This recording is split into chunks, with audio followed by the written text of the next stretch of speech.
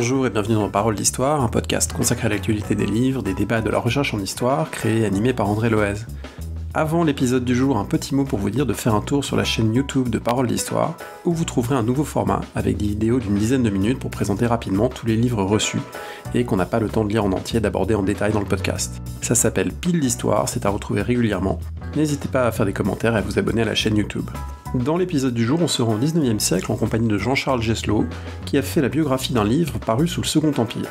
Retrouvez tous les détails et toutes les autres émissions sur le site parolehistoire.fr. Merci et très bonne écoute. Je suis aujourd'hui aux éditions du CNRS avec Jean-Charles Geslow. Bonjour. Bonjour. Vous êtes maître de conférence à l'université de Saint-Quentin, Versailles, Saint-Quentin en Yvelines, et vous venez de publier l'Histoire de France de Victor Duruy, histoire d'un livre, donc aux éditions du CNRS. Alors moi, ça m'a passionné parce que c'est vraiment au croisement de deux thèmes qui sont fortement présents dans ce podcast, qui sont l'historiographie d'un côté et la bibliophilie de l'autre, l'intérêt pour les livres et pour l'histoire du livre. Et je signale qu'il y a une playlist qui rassemble les émissions autour de l'histoire du livre et de l'écriture depuis la Venise médiévale ou l'Antiquité grecque jusqu'au 19e ou 20e siècle qu'on peut voir sur la chaîne YouTube de Parole d'Histoire. Très simplement, je voudrais vous demander quel était votre projet en écrivant ce livre sur une histoire de France écrite par Victor Duruy au milieu des années 1850. Alors, le projet était très pragmatique. Il est parti, comme souvent, d'un cours que j'assure à l'université de Versailles-Saint-Quentin, un cours d'histoire du livre au 19e siècle. Et je me suis aperçu que les propos qu'on pouvait tenir n'étaient pas forcément très concrets et très parlants pour les étudiantes et les étudiants. Et je trouvais dommage qu'il n'y ait pas d'exemple précis d'études concrètes sur un exemple de livre, comment il avait pu être conçu, fabriqué, diffusé, etc. Donc j'ai lancé le projet d'écrire un livre sur un livre. Il m'a pas fallu longtemps pour trouver quel livre utiliser, puisque ayant fait ma thèse sur Victor Duruy, je connaissais déjà bien cet auteur, évidemment. C'était plus facile pour moi de retrouver des éléments, de les rassembler pour faire cette étude.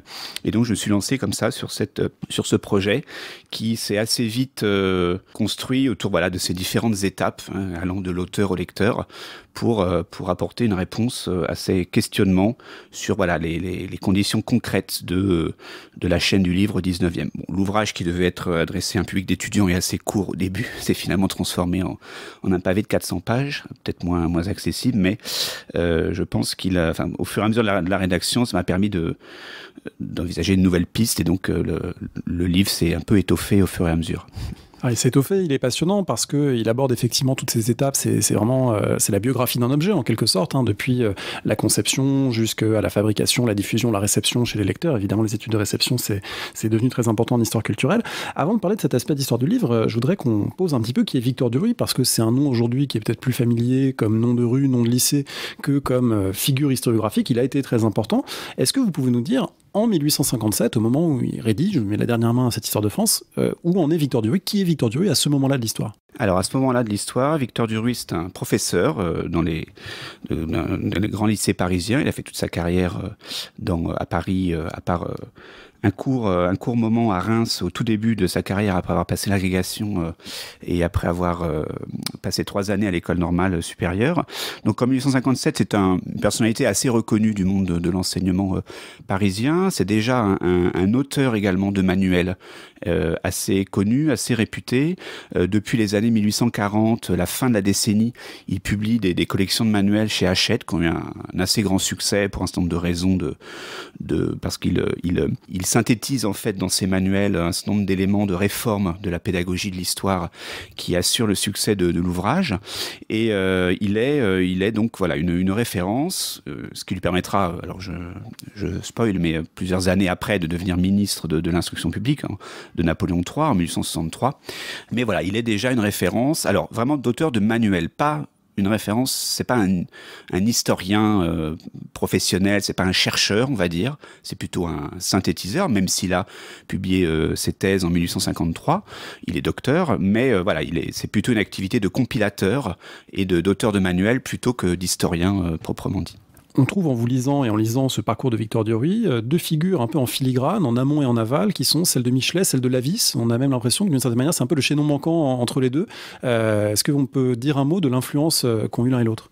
Oui, alors c'est le bon terme, hein, le chaînon manquant générationnel entre ces deux moments de l'historiographie. Alors Michelet, donc il a été son professeur, d'abord au collège Sainte-Barbe dans les années 1820, puis surtout à l'école normale supérieure. C'est lui qui l'a préparé à l'agrégation. Et bien évidemment, Duruy, comme beaucoup de disciples de Michelet, est totalement sous l'influence de la façon dont Michelet a rénové avec d'autres la façon de penser et d'écrire l'histoire dans les années 1830 essentiellement. Bon. Donc c'est vraiment un disciple de Michelet, même si, bon, pour des raisons personnelles, ils se sont... leurs destins ont été divergents à partir d'un certain moment. Ils ont longtemps travaillé ensemble. Hein. Duruy a été le secrétaire également de Michelet qui embauchait comme ça certains de ses élèves pour l'aider dans la préparation de ses livres. Il a fourni des matériaux comme c'était très courant à l'époque. Voilà, exactement, tout à fait. Il préparait des lectures, des fiches pour la grande œuvre du maître, hein, qui était sa volumineuse Histoire de France, publiée à partir de 1833. Voilà, et donc il est, par ses manuels, il est l'un des propagateurs finalement de l'histoire à la Michelet, qui se développe à partir des années 1830-1840. À l'autre bout de la chaîne, il peut apparaître comme alors un maître peut-être pour Ernest Lavis, alors qu'il n'a jamais eu comme élève. En revanche, Lavis était plutôt un ami de ses fils, mais il a été son secrétaire lorsque Duruy était ministre, pardon.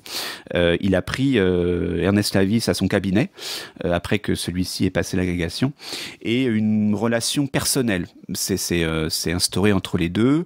Ils étaient amis, ils étaient voisins, ils habitaient sur le même palier rue de Médicis dans le quartier du Luxembourg. Lavis est le parrain du dernier fils de Victor Duruy. C'est plutôt des relations personnelles qu'intellectuelles. C'est pas forcément une relation de maître à disciple, même s'il y a très clairement une influence, mais alors qui n'est pas forcément unilatérale. C'est voilà, la génération de Duruy qui influence la génération de Lavis en diffusant auprès d'elle les enseignements de la génération de Michelet. Voilà. Donc c'est plutôt comme ça que les choses se déroulent.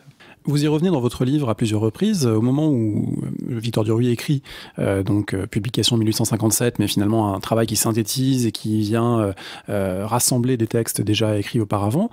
L'histoire de France, c'est un genre qui est déjà solidement établi. Alors est-ce qu'on peut, comme on l'avait fait pour Victor Duruy, poser un petit peu où en est le genre histoire de France en ce milieu du 19e siècle ? Alors le genre histoire de France, en effet, est déjà établi. Alors il y a un moment, évidemment, époque romantique, hein, les années 1820-1830, on a un basculement épistémologique autour de la façon de concevoir cette histoire de France. Mais ce n'est pas un moment de naissance. Hein. Il y a des histoires de France déjà qui existent sous l'Ancien Régime. Hein, c'est pas quelque chose de nouveau au 19e siècle. Mais on a, d'un point de vue épistémologique et d'un point de vue éditorial, une vraie flambée, j'ai envie de dire, de ce genre, qui commence déjà dans les années 1820, après la chute de l'Empire, et qui va véritablement prendre son envol dans les années 1830. On a là, statistiquement, une envolée du nombre de titres d'histoire de France globale. Et il y a cet essor qui s'explique par plusieurs raisons. Des raisons à la fois culturelles, qui est une vraie appétence du public pour le fait d'écrire cette histoire de France, avec des enjeux politiques derrière. Il s'agit d'essayer de comprendre comment la Révolution a pu arriver. On est, après 1830, il y a aussi chez certains une impression, je dirais, de fin de l'histoire, comme si la Révolution de 1830, l'instauration de la monarchie bourgeoise de Louis-Philippe, était un peu un achèvement. On était enfin arrivé au régime idéal. Bon, ça va pas être si idéal que ça, apparemment, mais il y a dans le coup une volonté de récapituler l'histoire. On est arrivé au terme, donc écrivons cette histoire, d'où cette flambée des années 1830. Et puis il y a des raisons institutionnelles qui sont que l'histoire est de plus en plus enseignée dans l'enseignement. Alors secondaire tout d'abord, hein, à partir de 1818, il y a une obligation pour tous les collèges et les lycées d'avoir un professeur d'histoire spécialisé dans cette discipline. Il faudra attendre 1867 pour que l'histoire devienne obligatoire dans le primaire. mais il y a une forte demande déjà d'histoire de France par les établissements scolaires, ce qui stimule évidemment cette production. Et donc le genre est bien établi à la fois d'un point de vue historiographique et d'un point de vue éditorial. Vous avez parlé de rupture épistémologique, c'est intéressant parce que on peut avoir parfois l'impression, qui a été un peu diffusée par les historiens postérieurs de l'école méthodique des années 1880, que leurs prédécesseurs romantiques, finalement, ne travaillaient pas sérieusement, n'étaient pas des scientifiques, n'avaient pas recours aux documents. Or, vous montrez que c'est une génération qui est déjà très préoccupée de véracité, de recours aux documents, même si Victor Duruy, c'est surtout de la seconde main, c'est quand même quelque chose à quoi il prête attention. Oui, tout à fait. C'est vrai que le discours des méthodiques peut sembler un peu ambigu. Hein. Voilà, c'est cette école des années 1870-80 essentiellement, hein, qui se constitue autour de la revue historique. Il y a en effet une idée de rompre avec les romantiques qui n'étaient pas encore vraiment des scientifiques, tout en reconnaissant leur rapport à cette rénovation historique qu'ils appellent de leur vœu. Il y a une volonté de s'inscrire dans l'idée de l'histoire comme science, ce que fait d'ailleurs Victor Duruy lorsqu'il multiplie dans son ouvrage les notes de bas de page, renvoyant à des références. On est dans une administration de la preuve, hein, qui est un élément essentiel bien sûr de l'histoire comme science. Les romantiques ont porté déjà cela. Ils ont porté surtout, alors ce que d'aucuns ont appelé la fièvre documentaire, l'idée justement qu'il s'agissait d'écrire l'histoire de France, non pas seulement en compilant les histoires de France qui avaient déjà été écrites avant, simplement pour les compléter ou les réorienter, mais vraiment de repartir à zéro en quelque sorte, à partir de sources nouvelles, sans se contenter des chroniques écrites par les chroniqueurs royaux du Moyen-Âge ou bien les historiographes ensuite de l'époque moderne, mais d'aller chercher de nouvelles sources, de nouveaux documents. C'est ce que fait notamment Michelet, qui à partir des années 1830 est chef de la section historique des Archives nationales et qui a donc un accès premium, comme on dirait aujourd'hui, à ces archives qu'il parcourt évidemment durant toute sa carrière. Donc il y a cette volonté de repartir aux sources, d'écrire une histoire qui soit plus scientifique. Mais il y a aussi, et c'est une des limites de cette révolution scientifique de l'histoire, l'idée que l'histoire a une utilité politique. Alors politique au sens civique, hein, qu'il s'agit bien sûr de comprendre le passé pour comprendre le présent, d'expliquer, comme je le disais tout à l'heure, comment la révolution a pu être possible, mais surtout chez les romantiques, qui sont plutôt des hommes de gauche, on va dire, de justifier justement la révolution, de montrer quel est l'aboutissement logique de l'histoire de France, de façon à la légitimer et de façon à justifier que dans ce 19e siècle, on applique les principes révolutionnaires, qui sont donc l'aboutissement logique de l'histoire. Et c'est une réponse à l'école monarchiste et catholique de l'histoire de France, qui, elle, veut montrer, au contraire, que la révolution est une aberration, qu'elle est une parenthèse, qu'elle n'aurait jamais dû avoir lieu, et que le vrai régime politique serait de revenir à ce qui existait avant la Révolution, quitte à accepter quelques concessions au temps moderne, mais de revenir quand même à cette monarchie millénaire qui a fait l'histoire de France, en quelque sorte. Hein, voilà. Donc, à la fois, un projet scientifique, mais en même temps, un projet plus subjectif, on va dire, et politique de ces romantiques. Politique et morale, hein, avec aussi l'histoire maîtresse de vie, avec des exemples vertueux, des exemples au contraire funestes. Ce projet scientifique, vous montrez en même temps qu'il n'est pas parfaitement abouti parce que, en épluchant les notes de bas de page de l'histoire de France de Victor Duruy, vous avez pointé beaucoup de choses qu'on barrerait aujourd'hui en rouge en lisant un mémoire de M1, en disant c'est pas du tout comme ça qu'on fait une référence. Donc là, on est encore d'une certaine manière dans l'enfance de processus scientifiques qui ne sont pas vraiment à maturité. Oui, c'est ça. On est dans des balbutiements, c'est peut-être un peu méchant, mais on est en effet dans une science qui est en train de se constituer. C'est un processus empirique. Ce sont des règles qui, en effet, aujourd'hui sont connues, appliquées dans le milieu historique, académique, universitaire, mais qui n'ont pas encore été vraiment définies et arrêtées. C'est vraiment l'école méthodique, d'où son nom d'ailleurs, qui va fixer, graver dans le marbre ces éléments de méthode. À l'époque de Victor Duruy, voilà, il n'y a pas de note de bas de page systématique. Lorsqu'on en met, et c'est son cas en effet, eh bien, elles sont pas forcément très rigoureuses. Il y a des erreurs, on n'indique pas toutes les références. Voilà, donc c'est. Oui, c'est très rigolo. D'ailleurs, à un moment, vous l'avez pris sur le fait, citant quelqu'un qui lui-même avait mal cité quelqu'un, et donc il est pris la main dans le sac d'avoir cité quelque chose sans l'avoir vérifié, ce qui peut arriver encore aujourd'hui. Mais là, c'est très très visible. Oui, sans l'avoir lu même en fait. Hein, il a repris textuellement une référence qui très clairement, on voit qu'il l'a pas lu, quoi. Oui. Ça nous amène peut-être à la question de la matérialité du travail. Vous faites tout un effort pour essayer de reconstituer où travaillait Duruy, comment il travaillait, est-ce qu'il avait une plume en métal ou une plume d'oie. Alors on n'a pas toutes les réponses, mais on a quand même un petit peu une idée. C'est quoi le quotidien du travail d'un historien du milieu du 19e siècle? Alors le quotidien du travail, c'est... ça ne change pas beaucoup par rapport aujourd'hui, c'est beaucoup de lecture évidemment. Alors je mets de côté évidemment les activités d'enseignement qui occupent une place importante du temps dans la mesure où il est d'abord professeur à Saint-Louis et puis à Henri IV. Donc c'est en effet du travail qui est partagé. C'est surtout du travail à la maison, en fait, surtout du travail à domicile, contrairement peut-être à aujourd'hui. Alors, le cas de Victor Duruy est un peu particulier parce qu'il fait pas beaucoup, il fait pas de recherche en archives, je l'ai dit, c'est pas un chercheur, proprement dit, c'est un compilateur. Donc, il fait surtout des lectures de livres, donc en bibliothèque. Mais justement, on n'est pas forcément à une époque où on reste beaucoup en bibliothèque. Ce que j'essaye de montrer, c'est qu'il a beaucoup travaillé de chez lui, où il possède lui-même une bibliothèque assez importante, qui lui permet en fait de travailler sans avoir à sortir. Et lorsqu'il a besoin en effet d'ouvrages, il réussit à les récupérer, soit à la bibliothèque de la Sorbonne, soit à la bibliothèque Sainte-Geneviève, soit dans d'autres lieux. Même à la bibliothèque impériale ancienne, ancienne BN, qui à l'époque prêtait les ouvrages. Qui à l'époque en effet prêtait les ouvrages à l'extérieur, alors pour le public cultivé évidemment, mais alors ce qui est amusant c'est qu'il ne s'y rend pas lui-même, il va pas les emprunter lui-même, il emploie des amis ou des secrétaires qui vont les chercher à sa place.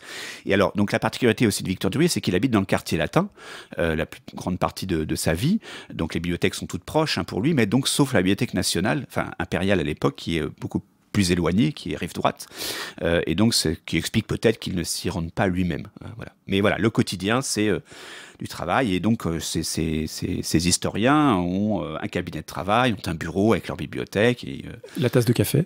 Avec, voilà, pour Duruy, en effet, il nous apprend au détour d'un autre ouvrage qu'il boit du café lorsqu'il écrit, ce qui est une anecdote, un détail, mais voilà, ça permet de reconstituer un peu le cadre dans lequel il pouvait travailler. Oui. Est-ce qu'il y a des moments où, en écrivant sur cette activité d'historien, vous avez réfléchi à l'effet de miroir que ça pouvait avoir par rapport aux moyens que nous avons aujourd'hui, numériques, informatiques, ou à la tasse de café qui, elle, est peut-être restée la même?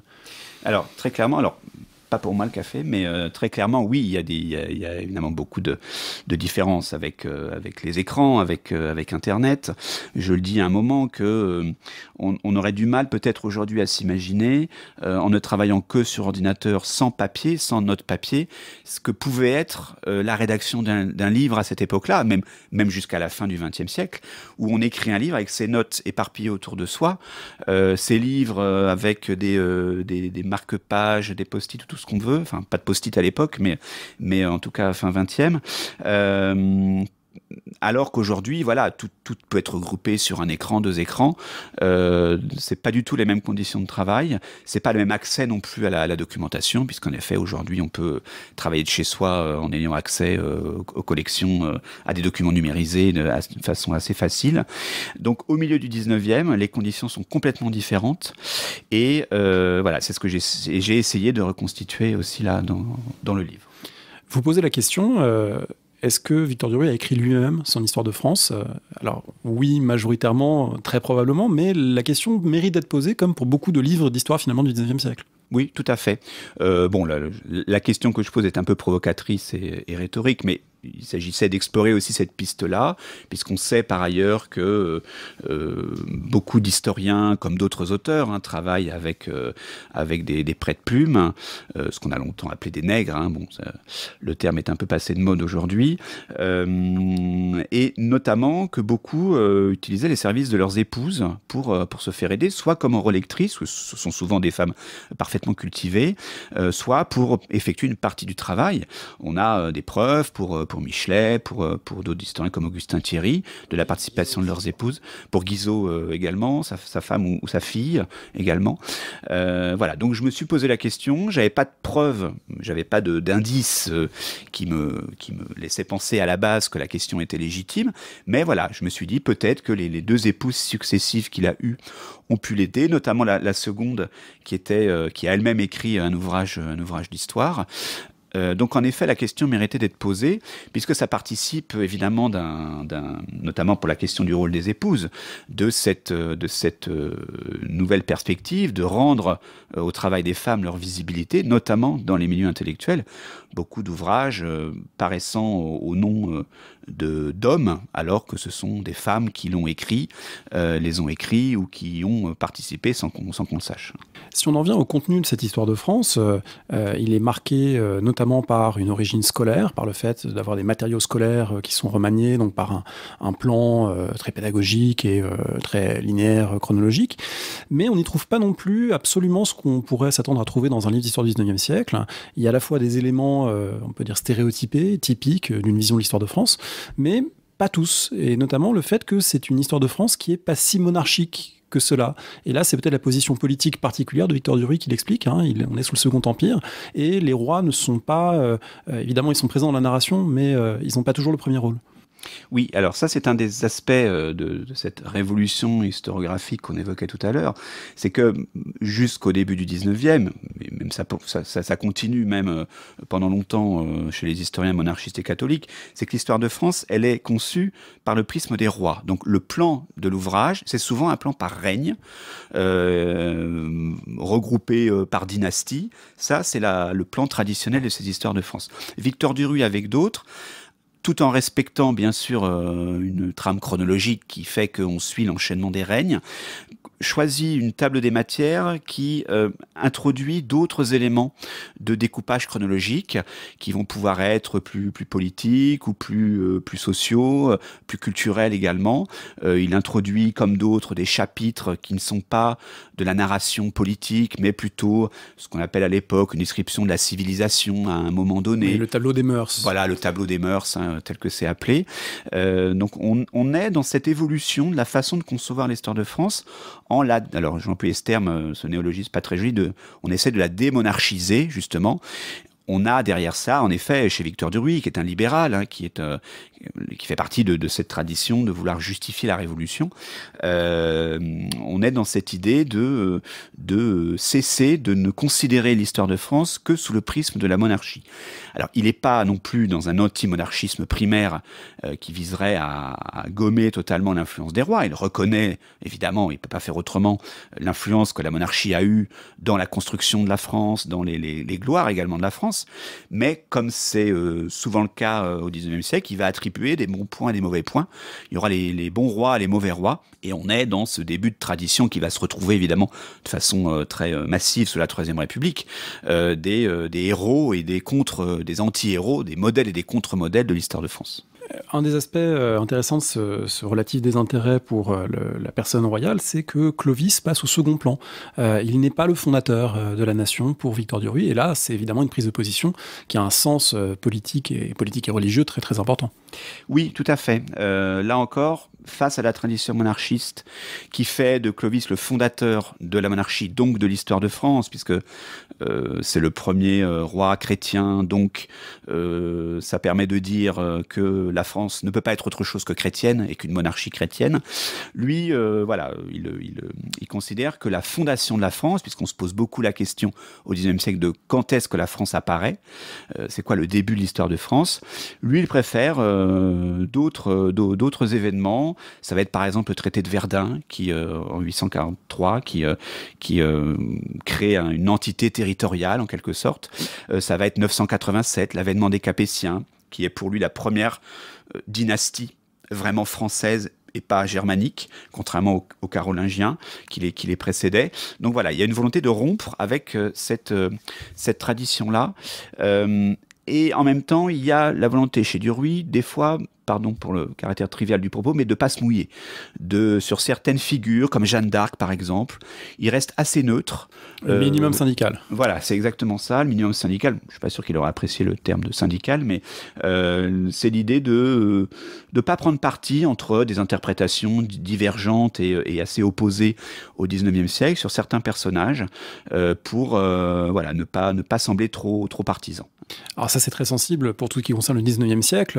Il est d'une une grande prudence, parce qu'il sait que c'est un matériau très inflammable politiquement, et en même temps, il est partie prenante de l'Empire, et il le devient, à plus forte raison, vous l'avez dit, en devenant ministre. Donc là, il est un peu pris au piège d'un 19e siècle qu'on ne peut pas ne pas aborder, mais qu'il est délicat d'aborder frontalement. Oui, tout à fait. Alors, au-delà de l'aspect politique, il y a un aspect, je dirais, moral au XIXe siècle, qui est de ne pas parler de l'histoire contemporaine, de l'histoire depuis la Révolution.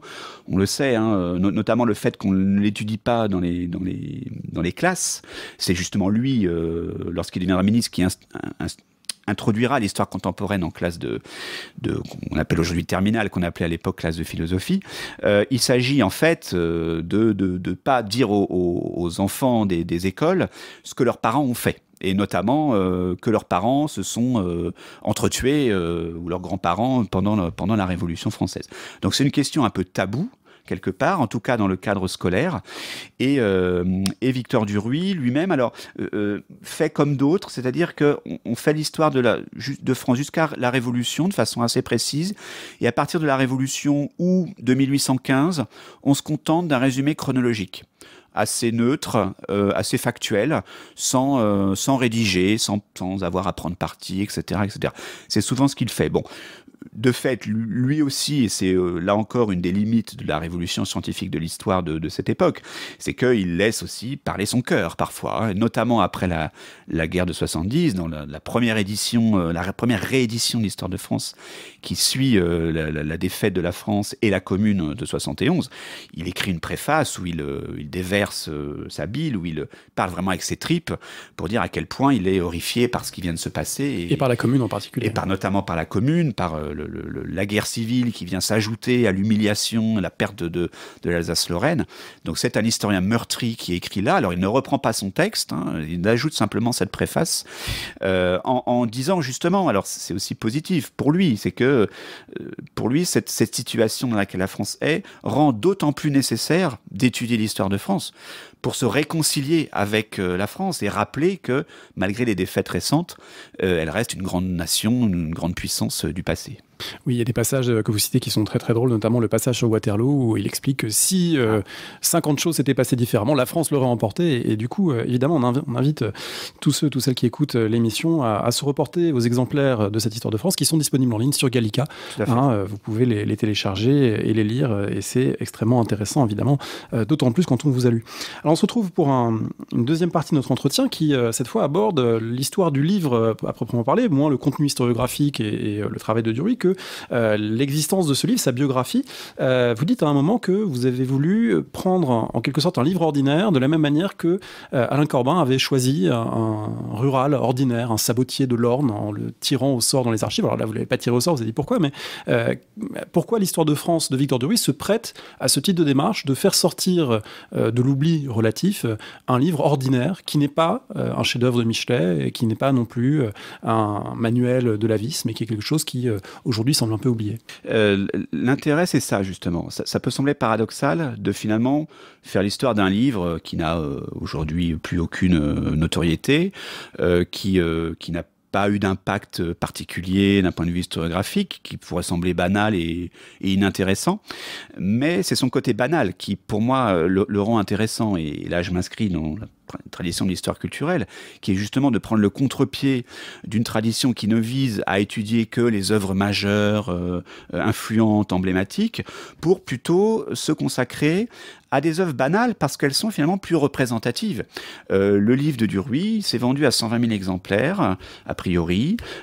Il a été lu par beaucoup plus de personnes que cela, par des centaines de milliers de Français pendant un demi-siècle. Donc quelque part, il est représentatif de l'histoire qui se lisait dans cette deuxième moitié du XIXe siècle, beaucoup plus que l'ouvrage de Michelet, par exemple, qui, c'est vrai, a eu, d'un point de vue historiographique, une influence énorme, mais qui n'a pas forcément eu, en tout cas dans les premières décennies, une diffusion très importante. Donc je trouvais, comme le sabotier du Perche, en effet, biographié par Alain Corbin, que c'était plus intéressant finalement d'avoir un livre moyen, un livre banal, un livre comme tout le monde, sans relief particulier, parce qu'il est beaucoup plus emblématique des réalités quotidiennes, normales de l'époque. Alors, j'allais dire, comme Corbin avec Pianiago, vous n'êtes pas facilité la tâche parce que c'est pas un livre pour lequel on a un brouillon, c'est pas un livre pour lequel on a une correspondance très fournie. Donc, il faut multiplier les techniques, il faut les détailler très bien dans le livre. Et c'est pour ça que c'est un livre très instructif pour notamment les étudiants en master qui voudraient faire de l'histoire culturelle, qui s'intéressent à ces questions, pour voir de quelle manière on peut avoir accès à ces réalités. Et là, ça suit, on va dire, ou ça vient synthétiser toute une historiographie de l'édition du monde du livre qui a été développée maintenant depuis plusieurs décennies. On pense notamment à Jean-Yves Mollier, vous le citez à un moment dans le texte. Il y a aujourd'hui des outils qui sont à maturité, en quelque sorte, pour mener ce type d'enquête. Oui, tout à fait. Alors, faire ce travail-là nécessite en effet de multiplier les approches, de multiplier les types de sources. Ça a été aussi très formateur pour moi. Bon, j'avais évidemment des bases sur ces différentes sources que j'avais déjà pu utiliser, mais ça m'a permis d'en découvrir d'autres et de synthétiser un peu toutes ces approches-là très, très, très diverses. Il s'agit de conjuguer des approches différentes et en l'absence... Alors en effet, par exemple, du manuscrit de l'ouvrage, des notes qu'il a prises durant ses lectures, des brouillons qu'il peut y avoir, qui nous auraient permis de mieux comprendre la genèse du texte, et bien d'inventer finalement des sources alternatives pour essayer d'approcher au plus près la façon dont il a pu travailler, et puis plus largement en effet en histoire du livre, puisque bon, là le travail de l'historien, ça relève plutôt encore de l'histoire, on va dire, mais tout ce qui est fabrication, diffusion, réception du livre, là, on est typiquement dans la tradition très ancienne maintenant, en effet, de l'histoire du livre et de l'édition, qui s'est surtout institutionnalisée depuis les années 1980 pour l'époque contemporaine. Là, je me suis vraiment inspiré de ce qui se fait depuis ces années. J'ai repris les sources qui pouvaient être utiles, par exemple les archives de la société Hachette. Alors, en effet, j'avais pris un ouvrage sur lequel je m'étais compliqué la tâche parce qu'il n'y avait pas le manuscrit, mais heureusement, j'ai pris un ouvrage de la société Hachette. Sur les archives des maisons d'édition, on n'en a pas énormément. Bon, celles de Hachette, on les a, elles sont conservées à l'IMEC, elles sont assez facilement consultables, elles sont assez complètes également, on y trouve beaucoup de choses. Et puis voilà, il a fallu sur la diffusion aller chercher d'autres sources, alors parfois assez peu utilisées pour l'instant, par exemple les registres de concession des ouvrages par le ministère de l'Instruction publique. L'aspect le plus difficile aura été, mais comme toujours, l'étude de la réception, l'étude des lectures de l'ouvrage, parce que là il n'y a pas de source qui synthétise les choses, et il faut vraiment aller piocher, et il y a beaucoup une part de hasard aussi dans ce qu'on va trouver dans les recherches. Et pour le coup, l'outil Internet change complètement la donne. Comme je l'ai écrit à un moment, il y a 20 ans ou 25 ans, cet ouvrage n'aurait pas pu être écrit. Parce que, voilà, avec une recherche par mots-clés dans les moteurs de recherche, que ce soit des moteurs de recherche généraux type Google ou plus spécialisés comme ceux de Gallica ou de Retro News, on trouve des références qu'on n'aurait pas trouvées sans une consultation systématique et très très longue d'un journal, d'une collection de livres, etc. On a dit tout à l'heure que le livre était disponible sur Gallica, mais vous l'avez eu entre les mains, bien sûr, pour faire ce travail. À quoi ça ressemble physiquement, l'histoire de France de Victor Duruy ? Alors ça ressemble en gros à des gros livres de poche finalement, puisque c'est le format qu'on appelle IN18. Donc c'est des ouvrages qui font à peu près une vingtaine de centimètres de haut. Ça ressemble du format livre de poche, mais assez massif, ça fait 1500 pages en tout, ça se présente en 2 volumes, ce qui pouvait avoir un aspect un peu rédhibitoire peut-être pour une partie du lectorat. C'est un livre cher pour l'époque ? Alors c'est un livre qui est, relativement cher pour l'époque. Il coûte 7,50 francs pour avoir l'équivalent en euros actuels avec toutes les précautions qu'on peut prendre sur les conversions monétaires de ce type. C'est 4 fois il faut multiplier par 4 pour avoir le prix en euros, donc ça fait à peu près 30 euros. Voilà, donc c'est déjà un livre d'un certain prix. À l'époque, le prix moyen du livre, il est à peu près moitié moindre. Il est autour de 3 francs 50. Donc voilà, c'est un livre relativement cher, donc qui n'est pas destiné forcément à un large public, notamment à un public populaire qui n'a pas les moyens d'acheter le livre. J'ai proposé des calculs qui montrent que le livre, il peut coûter 3 à 4, voire 10 jours de salaire d'un travailleur ouvrier ou paysan de l'époque. Hein. Donc c'est un gros sacrifice financier qu'il faut faire pour l'acquérir. Il représente pour certaines catégories 1 mois de pain, par exemple. Hein. Donc c'est voilà, on peut pas. Beaucoup de gens de l'époque ne peuvent pas acheter le livre, hein, c'est pas possible. Donc il est relativement cher, mais c'est aussi une stratégie commerciale de l'éditeur. On est dans une logique de distinction, et pour un public justement, c'est-à-dire le public auquel il est adressé au départ, un public élitaire, bourgeois, c'est un livre qui, parce qu'il est cher, représente quelque chose de qualité. Voilà, c'est pas un livre. On est à l'époque de la démocratisation du livre, où justement on commence à casser les prix sur le marché. Il y a des livres qui apparaissent de mauvaise qualité, cheap, hein, on dirait aujourd'hui, donc qui sont pas pour les élites. Hein, voilà. Donc le maintien à un prix assez élevé de 7,50 francs, il passera d'ailleurs à 8 francs ensuite après avec l'inflation, est aussi une stratégie commerciale. Hein. On vise un certain public. On peut penser au volume récent de l'Histoire de France de Belin, dans leur format initial en tout cas, qui étaient des volumes très beaux, très bien illustrés et assez chers aussi, qui pouvaient être sur ce même registre, évidemment toutes choses égales par ailleurs. Ce livre, il a un aspect physique, mais cet aspect physique, en fait, c'est qu'un de ses aspects, parce que vous montrez aussi qu'il en existe des variantes, des formats abrégés, des extraits, on le traduit, mais parfois on le traduit en traduction allemande, je trouvais ça très intéressant. On prend un chapitre qu'on ressort et qu'on traduit parce que c'est celui qui va intéresser le lectorat outre-Rhin. Donc en fait, le livre, il n'a pas la stabilité peut-être qu'aurait un volume contemporain. Il a une forme beaucoup plus fluide qu'il ne pourrait l'être aujourd'hui. Tout à fait. En fait, c'est un objet assez insaisissable parce que il connaît plusieurs avatars. En effet, quand je suis parti au départ du projet, donc j'ai choisi ce livre dans sa première édition, alors qui justement n'est pas forcément sa première, donc 1858. Mais voilà, en creusant un peu, je me suis aperçu qu'il y avait des antécédents, que cette histoire de France était en fait la suite d'un abrégé de l'histoire de France, et qu'il y aura des suites, des avatars, des publications différentes. Alors le même texte, mais sous d'autres formats. Alors un format très luxueux, très illustré à la toute fin du siècle. Un format plus populaire, vendu par livraison, hein, par fascicules successifs dans les années 1860. Des formats, en effet, pour l'étranger, donc évidemment traduits en anglais, en allemand, essentiellement. Voilà, donc c'est un ouvrage qui a une vie, qui est protéiforme, qui va prendre des formes différentes, comme on peut encore trouver aujourd'hui, où en effet un ouvrage va d'abord paraître dans une édition plutôt chère, et puis puisqu'il rencontre un certain succès, on va le publier en livre de poche également, par exemple. Hein, voilà. Donc on est à cette époque des stratégies commerciales des éditeurs qui cherchent à faire varier un produit qui fonctionne pour toucher des publics différents. Il existe même des éditions pirates. Alors aujourd'hui, ce serait le PDF disponible illégalement en ligne. Longtemps, ça existait à l'époque moderne. On sait que beaucoup d'ouvrages à succès étaient immédiatement récupérés par des imprimeurs peu scrupuleux qui le recomposaient et puis le publiaient. Ça existe encore, même fin 19e. Victor Duruy se plaint à la fin de sa vie d'une grande flibusterie qui est faite de son livre. Oui, oui. Et il découvre par hasard que des exemplaires de son livre sont mis en vente alors que par contrat avec l'imprimeur, il ne devait plus l'être. Donc il s'aperçoit qu'en fait l'imprimeur, malgré ses engagements, avait continué à diffuser l'ouvrage.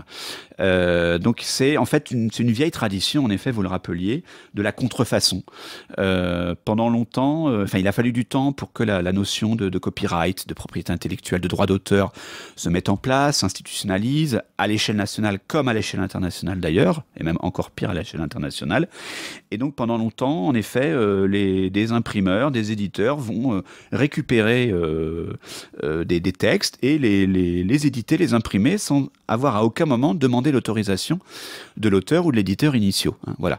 Donc c'est une pratique qui a tendance à disparaître au XIXe siècle parce que la législation vient l'empêcher, mais qui continue Parfois sous des formes détournées.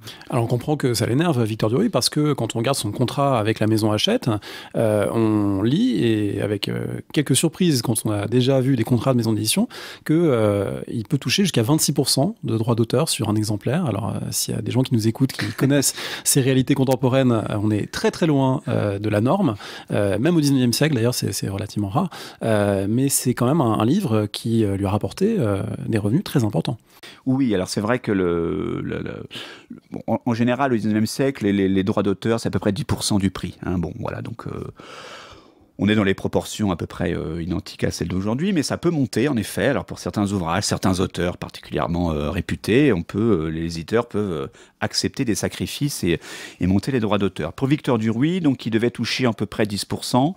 En effet, bon, alors j'estime, hein, là encore, c'est des calculs qu'il faut prendre avec précaution, mais que l'ouvrage aurait rapporté en tout 1 million de francs, dont 10% pour l'auteur, donc il aurait touché 100 000 francs, lui et ses héritiers, puisque après sa mort en 1894, l'ouvrage continue à être édité pendant 20 ans.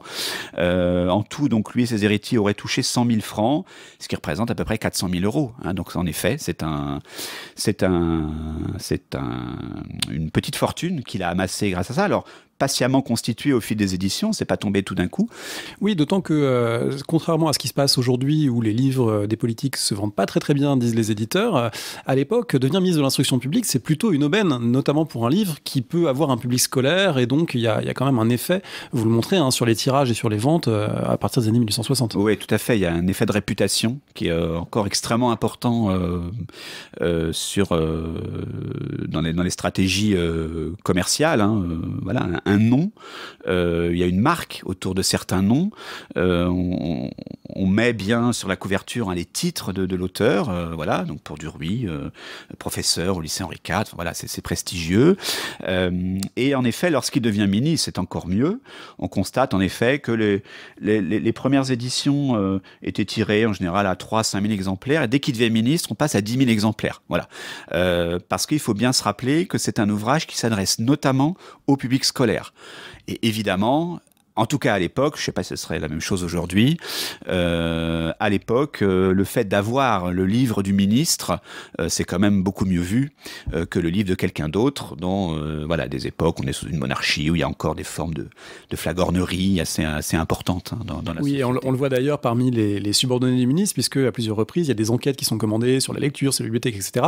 Et on ne manque jamais de rapporter à Victor Duruy que son livre figure dans les livres les plus vendus, les plus appréciés du public, demandés jusque dans la plus petite commune rurale, ce qui, vous le montrez, n'est pas forcément toujours exact. Et puis, on a aussi, quelle surprise, dans les revues diffusées par la maison Hachette, des comptes rendus positifs du livre publié par la maison Hachette. Donc là, on a des processus, évidemment, de mise en avant de l'ouvrage, bon, qui ont aussi quelque chose de contemporain.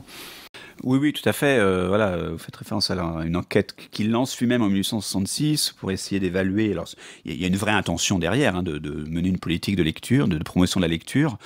Et voilà, l'administration par les préfets, les maires, etc., fait remonter en effet que dans beaucoup de départements, ce sont les livres de Victor Duruy qui sont les plus lus par les classes populaires. Ce qui est absolument pas crédible, et on est très clairement dans des stratégies, oui, de flagornerie de la part. Et les livres de Napoléon III. Et les livres de l'empereur également, oui, tout à fait. C'est amusant, il y a même, alors, je ne sais plus dans quel département, mais un fonctionnaire qui a rajouté à la main, à la fin de la liste, des livres de Duruy, parce qu'apparemment ils avaient été oubliés. Voilà, bon. Donc il y a cet aspect-là, et puis donc il y a en effet des stratégies commerciales de promotion un peu frauduleuses de l'ouvrage. Alors c'est une tradition qui est assez répandue au 19e siècle, hein. C'est ce qu'on appelle les faits paris payés. C'est des comptes rendus critiques qui sont publiés dans la presse, mais qui sont payés par l'éditeur, voire rédigés par les auteurs eux-mêmes des livres, qui font comme ça leur propre promotion. Alors, il y en a qui le font toujours, mais sur Amazon, hein, sous pseudonyme. Bon, qui publient les commentaires. On dénoncera pas, mais ça a pu arriver aussi dans le métier aujourd'hui. Alors, on a sauté quelques étapes parce que vous faites tout un chapitre qui est passionnant sur la fabrication du livre, sur l'aspect très, très matériel, avec tout le circuit de récupération qui permet de fabriquer du papier, de fabriquer de l'encre. Et puis, un aspect très frappant, on peut évidemment pas tout dire, mais peut-être qu'on peut s'y arrêter un instant, c'est que composer un livre à la main pour les typographes de l'époque, c'est une tâche extraordinairement longue, complexe, minutieuse, et d'ailleurs minutieuse, non exempte d'erreur, puisque vous avez repéré des coquilles, parce que le typographe qui s'en est occupé, voilà, a confondu un U et un N. Donc il faut sans doute rappeler la matérialité de ce travail, qu'évidemment on a perdu de vue, puisqu'aujourd'hui on tape sur un clavier et on a une facilité invraisemblable, mais un livre comme celui-là, 1500 pages, c'est plusieurs mois de travail. Oui, tout à fait. Voilà, on est encore dans une production manuelle des ouvrages. Alors c'est difficile de se rendre compte de ce que c'est aujourd'hui, mais jusqu'aux années 1880 à peu près, ou en tout cas jusqu'à la fin du 19e siècle, voilà, les livres sont composés à la main. Alors qu'est-ce que ça veut dire? En fait, l'analogie que je prends souvent pour mes étudiants, c'est avec le jeu de Scrabble. Le jeu de Scrabble, c'est des petits cubes avec des lettres gravées dessus. Voilà, c'est ce qu'on appelle les types, qui ont été notamment évidemment mis au point par Gutenberg au XVe siècle avec l'émergence de l'imprimerie moderne. Donc ce sont des types. Sur chacun de ces petits cubes de plomb, on a une lettre qui est gravée à l'envers. Et donc pour constituer ce qui va être la page, pour constituer donc les mots, les lignes, les paragraphes, il faut poser les unes à côté des autres les lettres à l'envers, donc puisque c'est imprimé bien sûr en miroir, et cela pour toutes les lignes, pour toutes les pages, pour tous les volumes. Voilà. Donc c'est en effet un travail extrêmement long et minutieux, parce que quand vous voyez la taille des lettres, elles sont toutes petites. Vous imaginez donc la taille des types, c'est pas justement des lettres de Scrabble, c'est beaucoup plus petit. Et donc, ce qu'on appelle les compositeurs, ce sont ceux qui composent les pages, doivent avec une petite pince, prendre la lettre, la poser sur une réglette, etc., etc. Voilà, donc c'est un travail très long et très minutieux, oui. Voilà, donc une pensée à la prochaine fois que ceux et celles qui écoutent ont un article de 25 000 signes à rendre ou un devoir de 5 000 signes à rendre, eh bien, il faut se dire qu'au 19e siècle, ça voulait dire 25 000 ou 5 000 opérations manuelles pour prendre une lettre une par une, un signe un par un et les placer Exactement. Dans des réglettes. Donc c'est évidemment quelque chose de très coûteux de ce point de vue-là. Alors, peut-être pour terminer, ce livre, il est évidemment une histoire de France est diffusée en France, mais il est aussi diffusé dans la France coloniale. Et puis il y a même quelques exemplaires qui parviennent par des voies diverses et variées, qu'on n'arrive pas toujours d'ailleurs à déceler à l'extérieur. Donc c'est aussi un livre qui a une histoire mondiale, qui n'a pas une ampleur gigantesque non plus, mais qui montre que le livre est quand même un objet qui circule en cette fin 19e, au milieu, fin 19e. Tout à fait, oui. On est à l'époque où émerge une forme de mondialisation culturelle, avec le progrès des transports, des communications, etc. Et en effet, le livre de Victor Duruy connaît un destin mondial, puisque voilà, j'ai pu en retrouver des exemplaires un peu partout dans le monde, de Tokyo, en Amérique latine, en Amérique du Nord, en Afrique, etc. Il a vraiment, on retrouve des exemplaires sur tous les continents. Il y a en effet plusieurs canaux. Alors, on va pas tout détailler là, mais ça va être par exemple des concessions, là encore, du ministère de l'Instruction publique, qui va accorder des ouvrages et des établissements scolaires situés dans les colonies, ou bien par exemple au bagne de Nouméa. Ça va être aussi tout simplement une diffusion commerciale. La maison Hachette est une maison qui est un véritable empire mondial, qui a des relais commerciaux dans plusieurs régions du monde et qui diffuse comme ça ses livres par ces différents canaux. Vous avez aussi des intellectuels, des historiens nord-américains par exemple, qui viennent passer une partie de leur carrière en France et qui achètent l'ouvrage et repartent avec aux États-Unis, ce qui fait qu'aujourd'hui ces ouvrages se retrouvent dans les collections des grandes bibliothèques universitaires américaines, parce que ces historiens les ont légués à leurs institutions. Donc là encore, par un patient travail de reconstitution, on arrive à dégager ces différents canaux de la diffusion du livre, même si elle n'a pas été en effet ni systématique, ni d'une ampleur phénoménale par rapport à d'autres ouvrages du XXe siècle, par exemple. Est-ce que pour finir, vous auriez un conseil de lecture autre que Victor Duruy lui-même, évidemment, on a dit 1500 pages, à la fois très, très plaisant et très conventionnel aussi par certains côtés à lire. Qu'est-ce qu'on pourrait lire pour prolonger la discussion qu'on vient d'avoir ? Alors en fait, il y a une étude récente qui est parue, qui est un peu innovante aussi sur ces thématiques d'historiographie. C'est un ouvrage d'une historienne néerlandaise, mais qui a été traduit en français, qui s'appelle Camille Creighton, et qui a étudié la postérité, justement, l'histoire de France de Michelet, après la mort de Michelet, et qui a montré, qui a établi très bien les mécanismes qui avaient permis à finalement l'histoire de France de Michelet de connaître la consécration qu'on lui connaît aujourd'hui. Voilà, donc ça, je pense que c'est une étude aussi exemplaire, alors qui porte plutôt dans le coup sur le XXe siècle, mais qui est tout à fait utile. Et si je peux en ajouter un deuxième... Bien sûr, d'autant qu'on a reçu Camille Creighton à ce micro, donc on peut écouter l'émission consacrée à Résurrection de Michelet. L'autre ouvrage que je pourrais conseiller, c'est un ouvrage de Nathalie Richard qui a étudié alors un autre ouvrage qui est à cheval entre histoire et histoire des religions, c'est La vie de Jésus d'Ernest Renan, et elle a bien montré, c'est d'ailleurs le propos du livre, comment on en avait fait un best-seller, justement. Comment cet ouvrage avait connu le succès qu'on lui sait dans les années 1860. Et c'est une autre vraiment étude de référence, un autre maître ouvrage sur ces nouvelles perspectives en historiographie et en histoire du livre également. Merci beaucoup. Merci.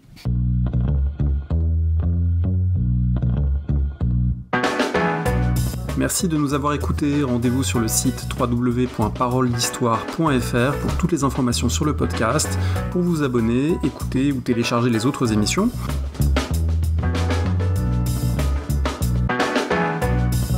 La discussion se poursuit aussi en ligne, notamment sur Twitter. Vous pouvez poser des questions @paroledist et à bientôt pour un prochain épisode.